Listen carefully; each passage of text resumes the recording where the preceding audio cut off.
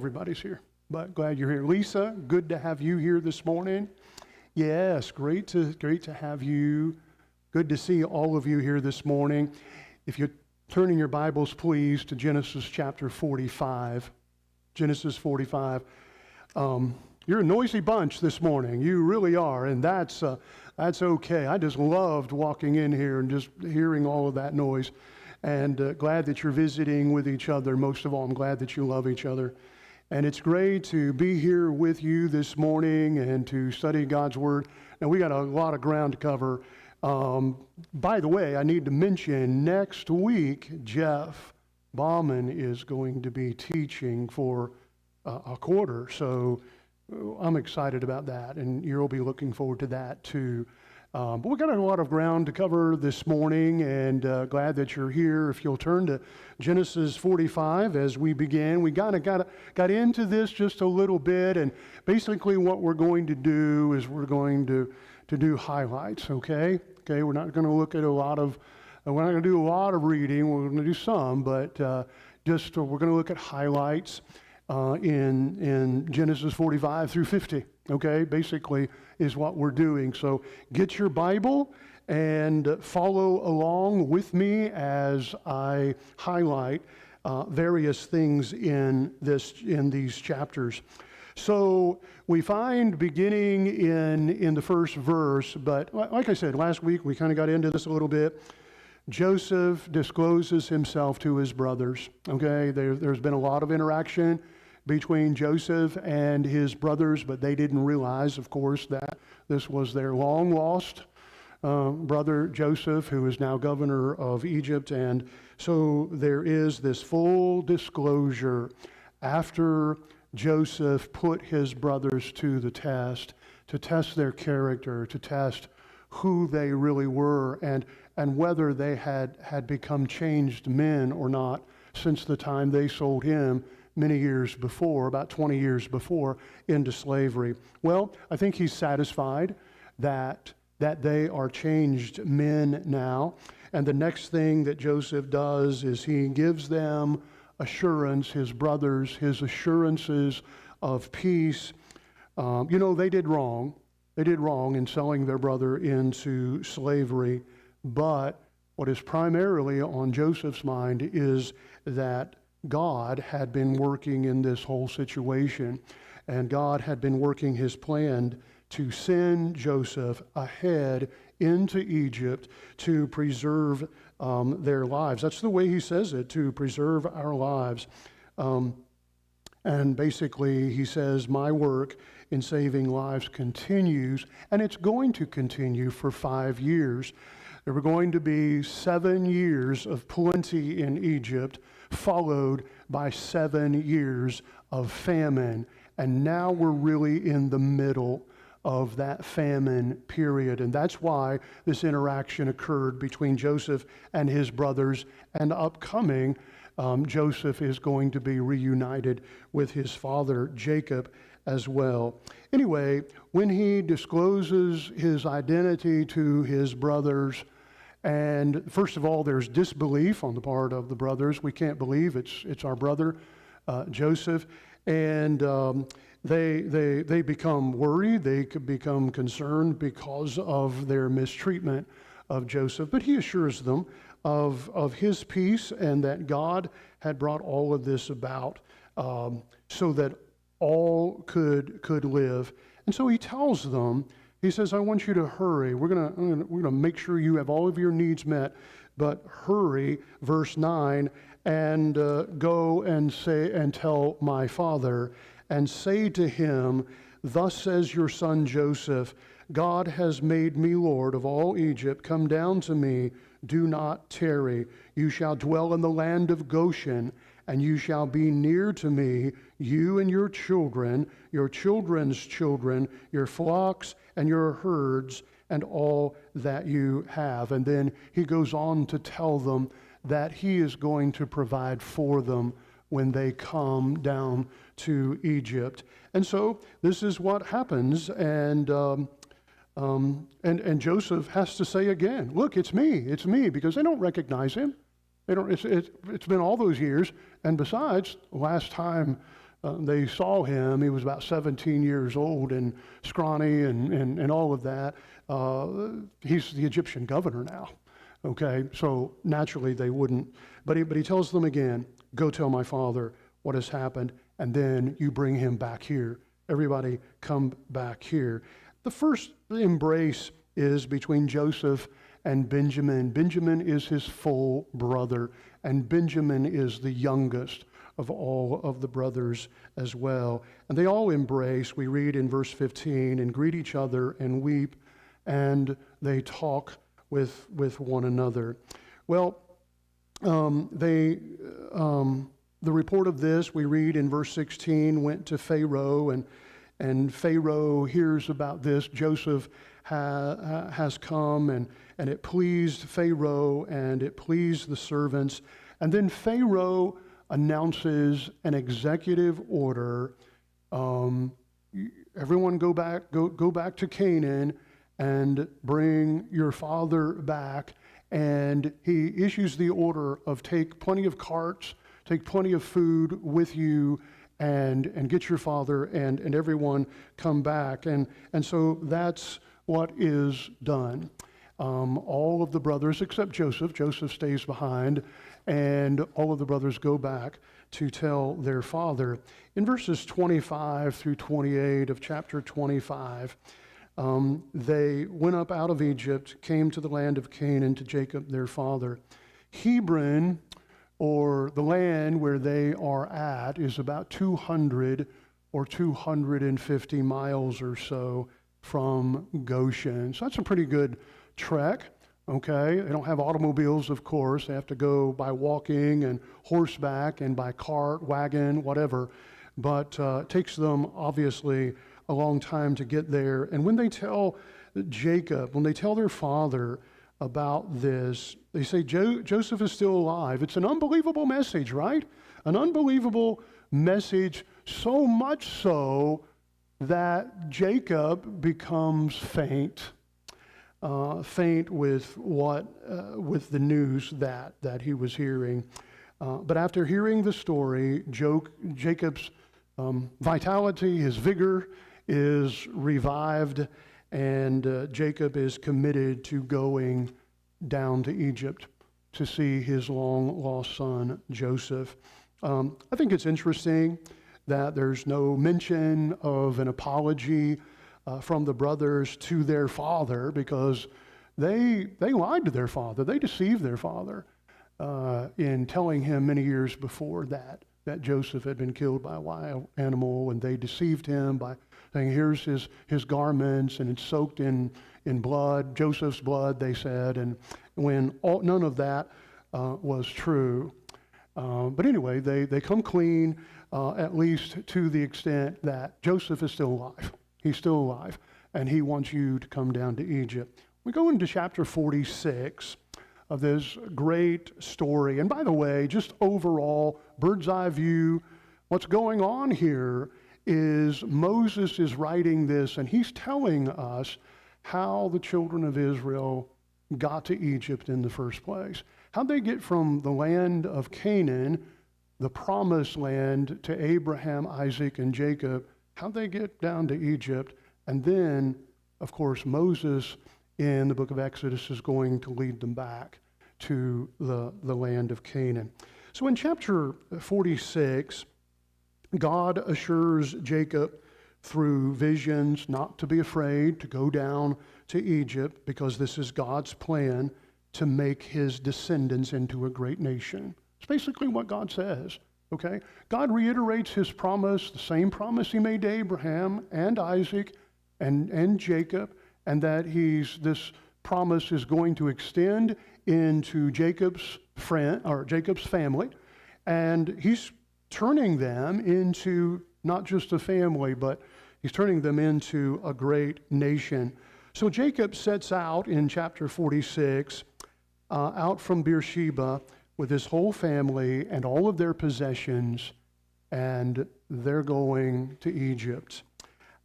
Judah led the way eventually into Goshen, and Joseph and Jacob were finally reunited and the family of Jacob. I want to just read that part here in verse 28. Beginning in verse 28. Then he sent Judah before him to Joseph. Jacob did that to point out before him the way to Goshen. And they came to the land of Goshen. Now, if you got your Bible map, you see where the land of Goshen is. You have the Nile Delta that spills into the Mediterranean Sea, and the land of Goshen is on the east side of that, kind of the bottom lower east side of that delta area.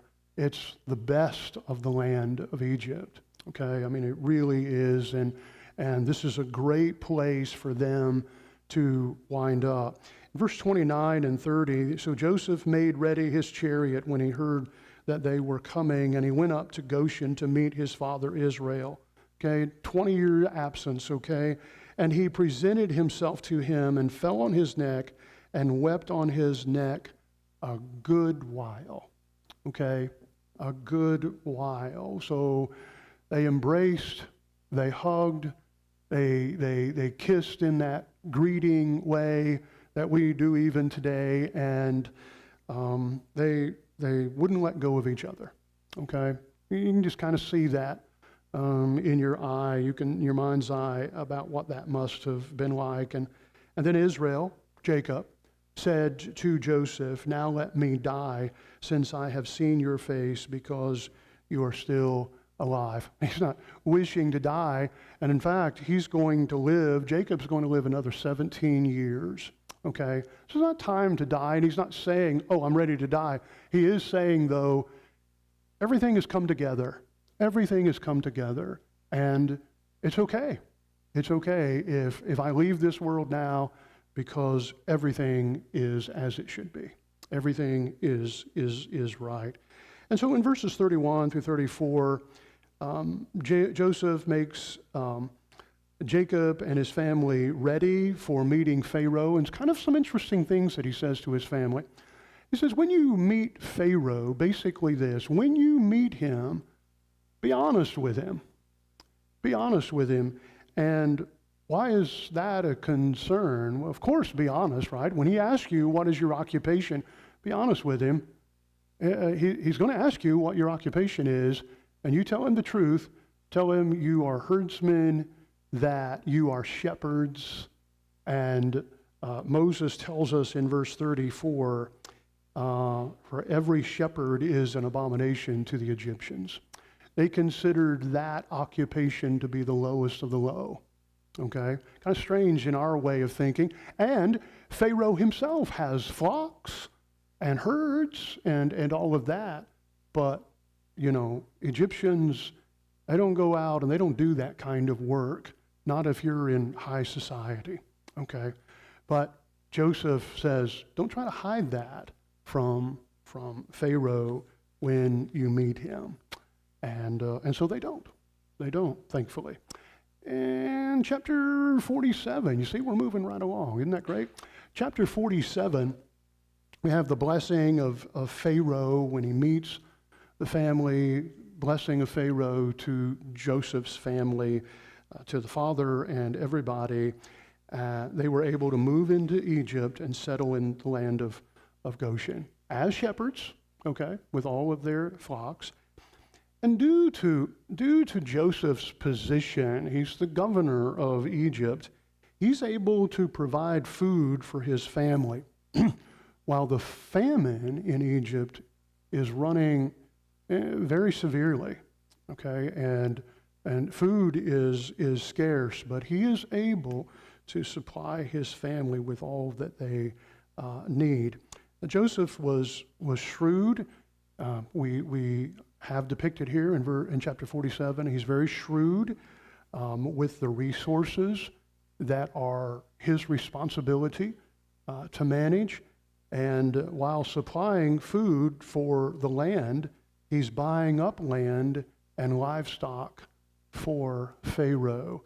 Pharaoh, it seems, is even in this time of famine, Pharaoh, due to Joseph's management, is really becoming wealthier than he was. So the sons of Israel, the children of Israel, they're prospering in Goshen, and the text says that they were fruitful and multiplied greatly. Jacob, of course, is very old, and we read that he calls his sons to himself in order to bless them, and he says to them, do not bury me in Egypt. You know, I'm getting old. I need to be thinking about this. I don't want to be buried in Egypt. Okay, I want you to take me back to Canaan when it's time for me to be buried.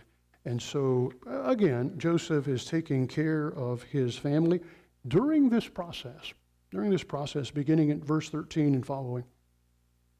The people of Egypt themselves, they're running out of food, okay? All of their money is used up, all right? And Joseph makes a deal, basically, with them, with the Egyptians. He says, all right, all the money's gone. You don't have any money to buy food. So you give me your livestock. You give me your livestock. You turn that over to me, and then that'll be payment for the food that I give you, okay? And they agree to that, okay? But in about a year later, okay, they're out of food again, all right? And they say to Joseph, we don't have anything to give you. We don't have anything to barter with except ourselves, all right? So the Egyptians themselves, they go into a kind of servitude to Pharaoh. And Joseph is the manager of all of that. And all of this time, Pharaoh is becoming richer and richer and richer. Yeah, Bill.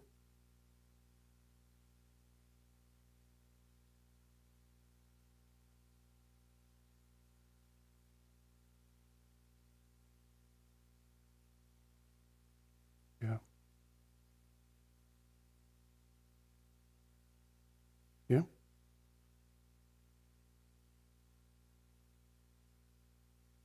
Mm-hmm.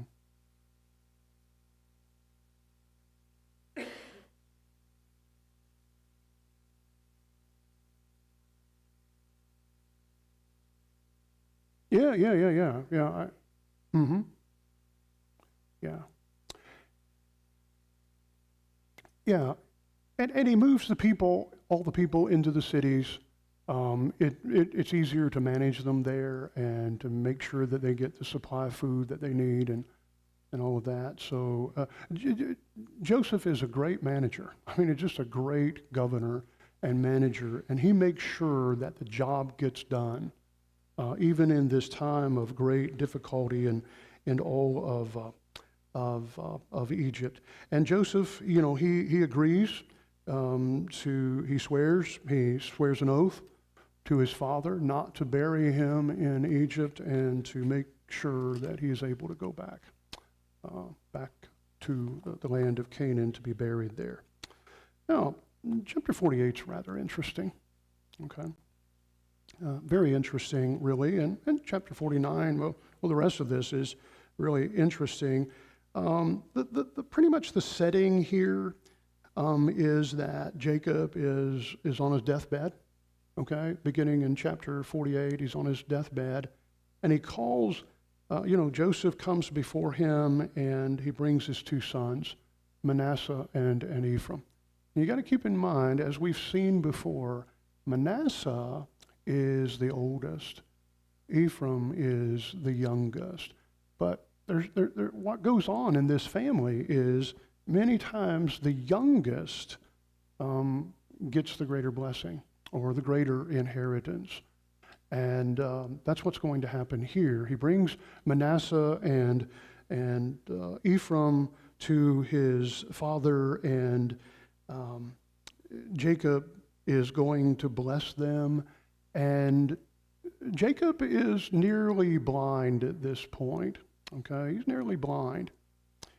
I think it's interesting that Isaac, when Jacob and his mother Rebekah, when they tricked Isaac into blessing Jacob instead of Esau. Remember, Isaac was blind at that time, and they were able to switch the two brothers, Jacob and Esau. Well, Jacob is nearly blind here, and so Joseph is, he's aware of that, and he's going to make sure that Jacob blesses Manasseh in a greater way than he does Ephraim, all right? But Jacob doesn't do that. He switches his hands, okay?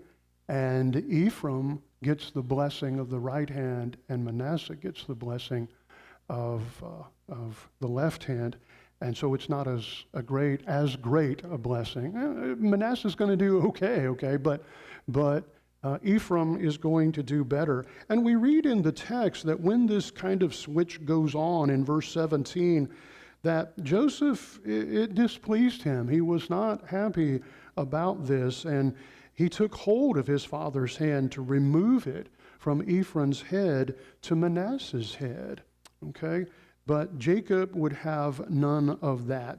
Verse 18, Joseph said to his father, "Not so, my father, for this one is the firstborn. Put your right hand on his head." But his father refused and said, "I know, my son, I know. He also shall become a people, and he also shall be great. But truly his younger brother shall be greater than he, as his descendants shall become a multitude of nations." And all of this is going to come to fruition as the two sons and these two sons, all of the sons, have their families, and they grow and they expand and they become the nation of Israel, and eventually take control of the land of Canaan. You will see how some of these blessings are brought into play. And so this is kind of the main thing that occurs in this chapter, the blessing of Ephraim instead of Manasseh. And then the chapter closes out with Jacob blessing Joseph and giving him more than his brother. Verse 22 kind of introduces something that is a little bit confusing. And he says, "Moreover, I have given to you one portion above your brother," to Joseph he says this, "which I took from the hand of the Amorite with my sword and my bow." And there's no record of that in Genesis, but not that Moses recorded every single incident, but we don't know exactly when that happened, but there was a piece of land that Jacob had control over, and it was better than what the brothers were going to get, and he gave that to Joseph. So there you go.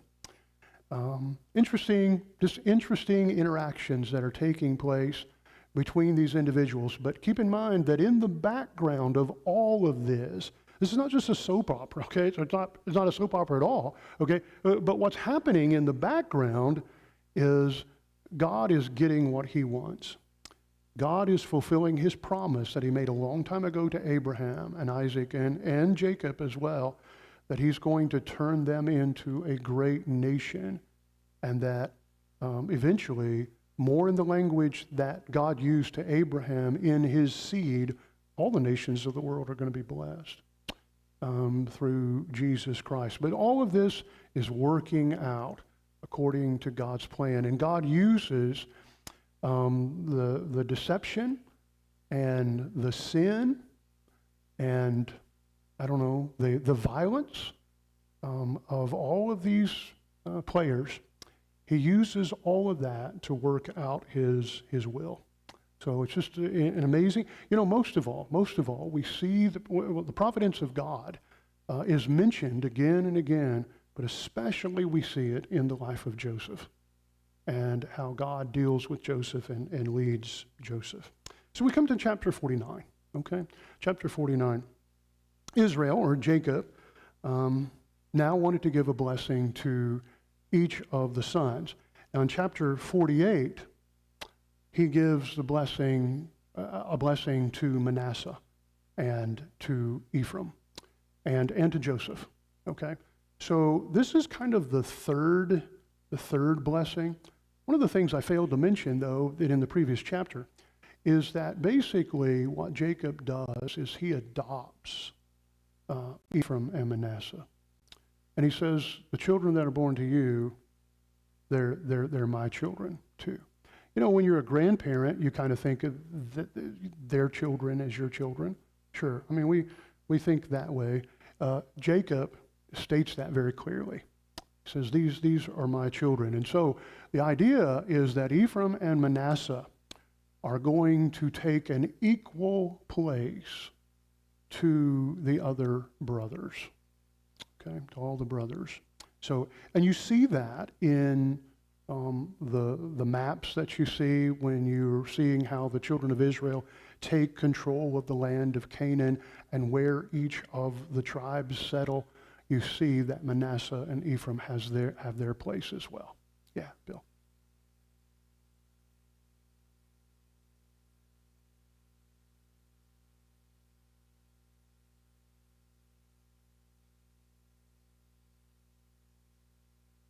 Yeah.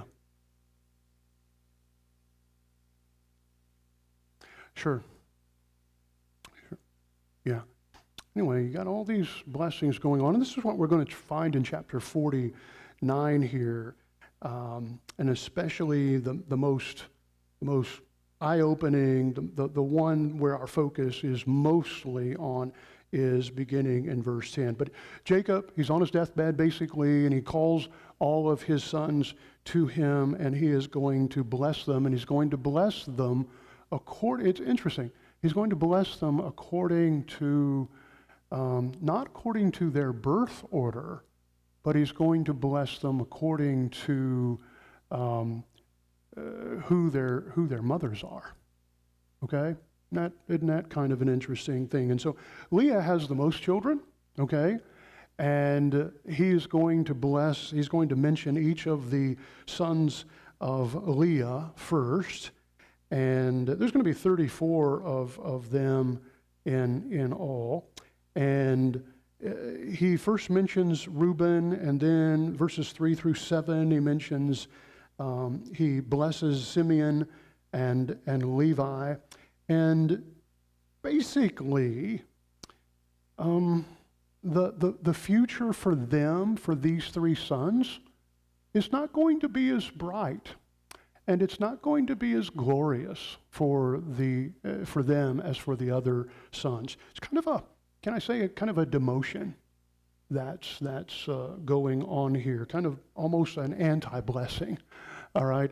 Because he mentions Reuben, he mentions the fact that Reuben is unstable, and so you're not going to succeed, you're not going to excel. He went into his father's bed, okay, with Bilhah, okay, and that troubled Jacob. And of course, God is behind all of this blessing, and so this is troubling to God and troubling to Jacob as well. Simeon and Levi, remember, they took matters in their own hands and launched that massacre against the Canaanites as kind of an vendetta, and they didn't ask their father permission to do that, to slaughter, to kill Shechem and his family, but they did that, and so there's violence in their background, and so again, kind of a demotion in terms of their blessing. But here's the thing: what you got to remember is that in each of the blessings that he's giving to these sons, it's all a part of what's going to go on with the whole nation. Okay? Each one of them is going to have their own blessing and their own, the outcomes are going to be this or they're going to be that. But it's all going to be a part of how each of them fit within the whole nation of Israel. And so just interesting things will happen in their future. It's poetic, and the language is a little more difficult. But clearly, beginning in verse 8, the greatest blessing goes to Judah, who's also a son of Leah as well. It's a lengthy and an eloquent blessing. that goes, Judah, you are he whom your brothers shall praise. Your hand shall be on the neck of your enemies. Your father's children shall bow down before you. Judah is a lion's whelp. From the prey, my son, you have gone up. He bows down. He lies down as a lion, and as a lion, who shall rouse him? Who's going to disturb the lion, right? They will be afraid to do that. The scepter shall not depart from Judah. Now, scepter is an instrument of rule, right? So this is going to be fulfilled. This prophecy towards Judah is going to be fulfilled in the life of David and in the covenant that God makes with David, that from the fruit of his loins there will be kings that will come from David, and ultimately culminating in Jesus Christ coming from David and being really the King of Kings and the Lord of Lords. All right, so Jesus being of the tribe of Judah. He's not mentioned by name, but we know the future and we know how all of this is going to work out.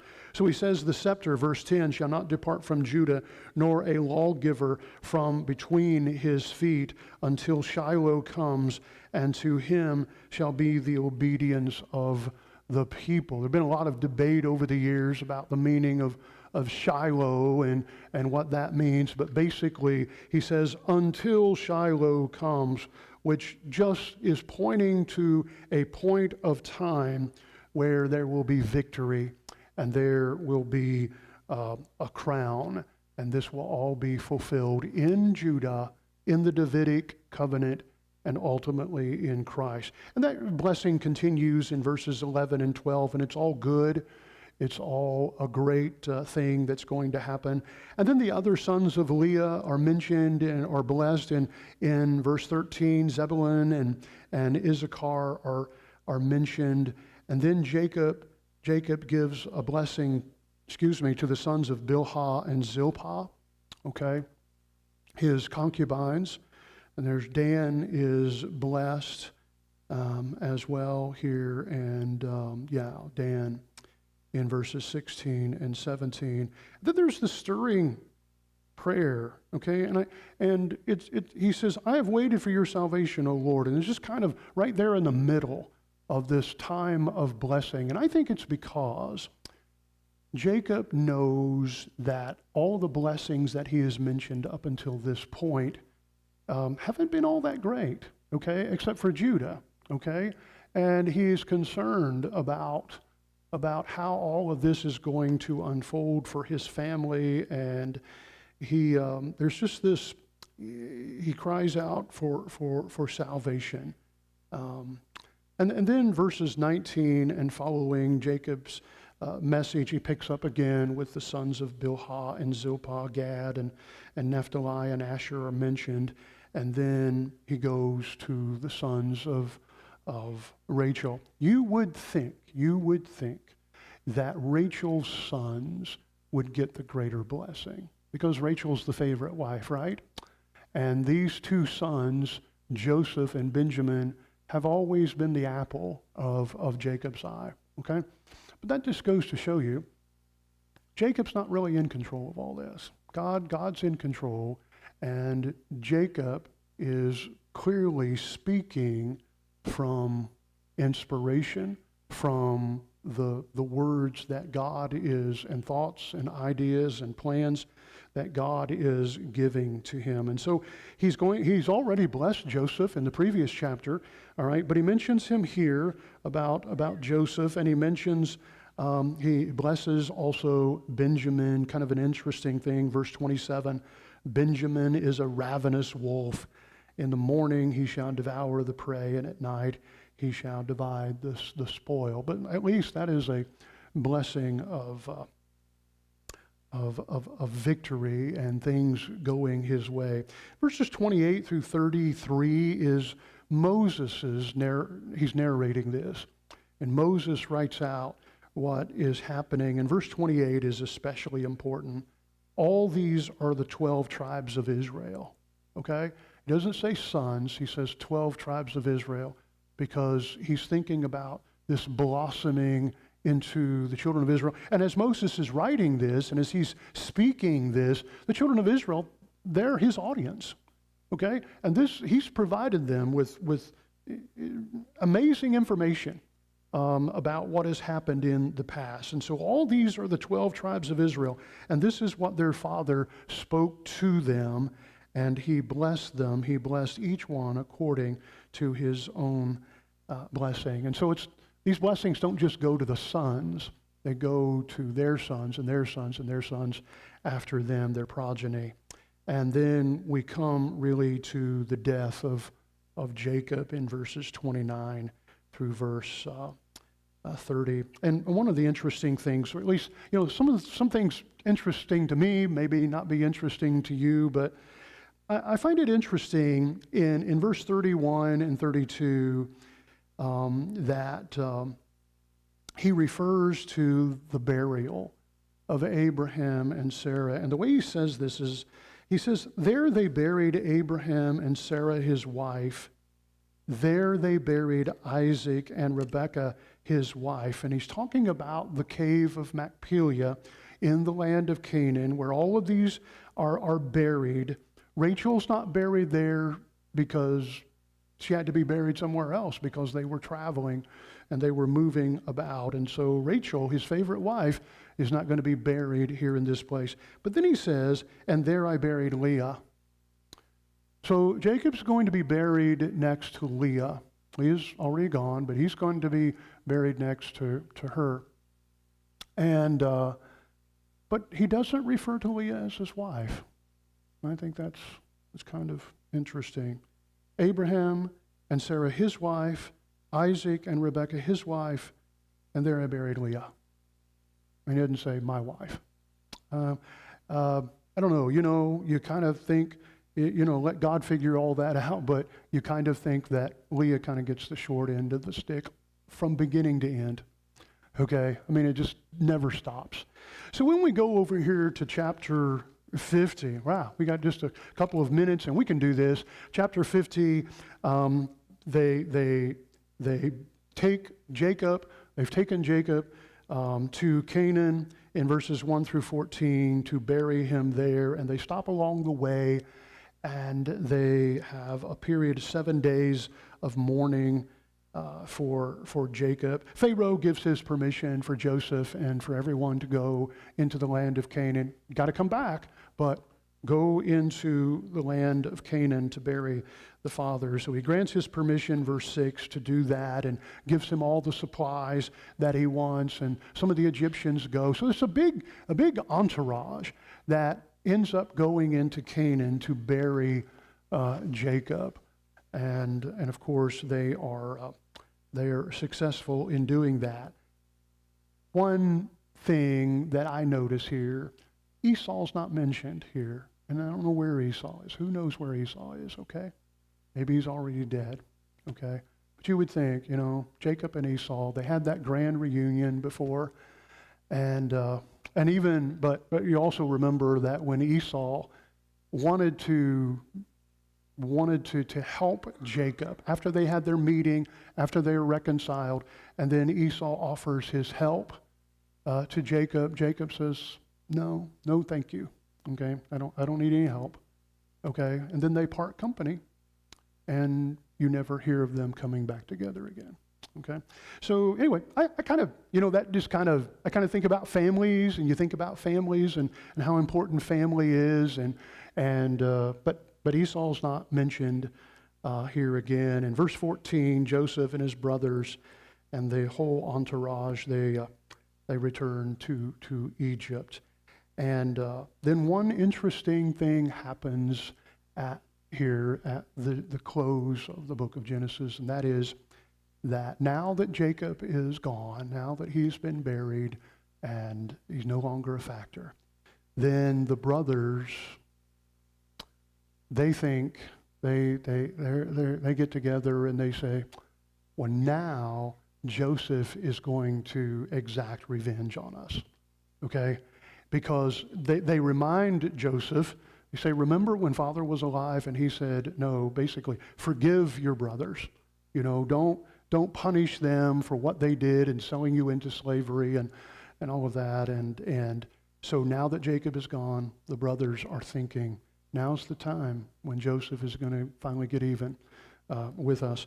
And it says in verse 17, when they say, please forgive the trespass of the servants of the God of your father. You know, we trespassed against you. We sinned against you. Please forgive us. And then Joseph wept when they spoke to him. I wonder why he wept.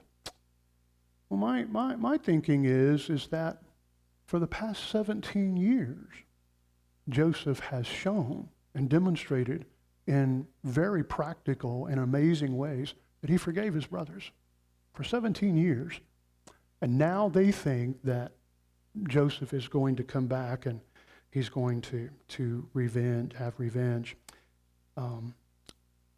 Then his brothers also went and fell down before his face, verse 18, and they said, behold, we are your servants. Remember one of Joseph's dreams a long, long time ago, two of the dreams, that he dreamed that his brothers would bow down before him, and they were angered by that, and that just made them so mad. And that was behind their hatred of their brother Joseph. That's why they sold him into slavery. And they proposed, first of all, to kill him, remember? And Reuben said, no, we're not going to kill him. And they eventually sold him into slavery and all of that. But now they bow before him. They're before him. Joseph said to them, do not be afraid, for I am in the place of God. And the meaning of that is, you see me, and I'm the governor of Egypt. I have the power of life and death over you. I have that power. I have that ability. So you see me with this great authority and this great sovereignty, but he says this, but I have understanding of what has taken place, of God's hand in all of this to bring us to this point, the providence of God. I have no interest in revenge, but to care for all of you. That's Joseph's pledge. And so the chapter it ends with basically verses 22 through 23 that we find the end of Joseph's years, and everything is rosy, actually. Everything is rosy. Surely the famine is over now, and everything is as it should be. And basically he spends his last days playing with his grandchildren. That's what this seems to indicate. Verses 22 through 23, plays with his grandchildren and the sons of the children of Ephraim and of Manasseh. And then the last words, Joseph said to his brethren, I am dying, but God will surely visit you and bring you out of this land to the land of which he swore to Abraham, to Isaac, and to Jacob. A fitting conclusion to the book of Genesis by Moses, as he is telling the children of Israel how you got into Egypt. This is how you got here, and this is what's going to happen. And Moses, as he's writing this, he's in the middle of leading the children of Israel out of Egypt and into the promised land. Then Joseph took an oath from the children of Israel, saying, God will surely visit you, and you shall carry up my bones from here. So Joseph died being 110 years old, and they embalmed him, and he was put in a coffin in Egypt. You know, if it's one thing that we know about Egyptians, besides the pyramids, okay? We know about the pyramids, right, of Egypt. What else do we know about the Egyptians? They know how to embalm, okay? They know how to take care of dead bodies, all right? And they have done that very, very well. They embalmed Jacob, and now they're embalming Joseph, and that is the end. Our time is up.